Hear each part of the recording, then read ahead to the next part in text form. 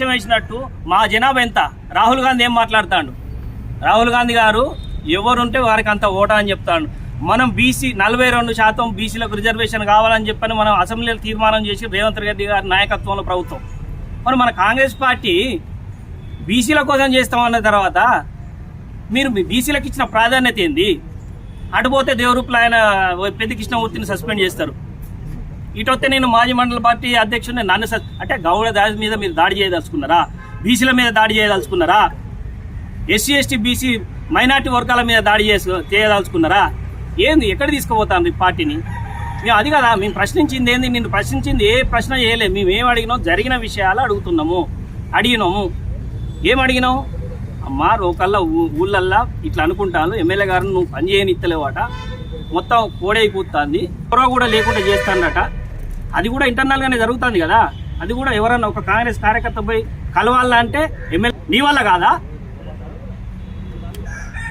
నీకోసం మేము పని చేయలేదా? నియోజకవర్గం మొత్తం తిరిగినాం, ప్రతి ఊరు తిరిగినాం, ఏమేం చేసినాం మీకు తెలియదా?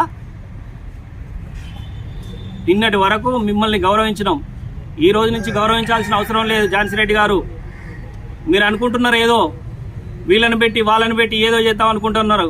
మేము భయపడం, మేము సర్దార్ సర్వాయి పాపన్న వారసులం.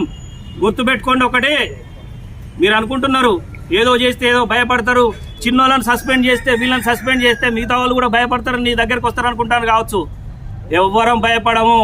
పాలకుర్తి గడ్డ, పోరాటాల గడ్డ. నేను గుర్తుల్లో పుట్టిన, మా చరిత్ర వేరు. నేను 16 సంవత్సరాలు ఉద్యమంలో పనిచేసిన, కమ్యూనిస్ట్ ఉద్యమంలో. నన్ను బెదిరియాలనుకుంటే నీ తరం కాదు, గుర్తుపెట్టుకో. మీరేదో చేసుకుంటా కాంగ్రెస్ పార్టీకి వచ్చి మీ కాంగ్రెస్ పార్టీకి ఏం నష్టం చేసినాం మీరు చూడండి. విలేకరు మిత్రులారా, నిన్నగాక మొన్న మహేష్ కుమార్ గౌడ్ దగ్గరికి దయచేసి మీరు అందరు చూడండి. మహేష్ కుమార్ గౌడ్ దగ్గరికి అపాయింట్మెంట్ తీసుకున్నా పోయినా మా బీసీలను మా దళిత వర్గాలను అన్యాయం చేస్తానని ఇట్లా చేస్తుంటూ పోతున్నారు అని చెప్పి వారికి 10 నిమిషాలు వివరించడం జరిగింది. నా వీడియోలన్నీ చూపించడం జరిగింది. వారు కూడా సానుకూలంగా స్పందించడం జరిగింది.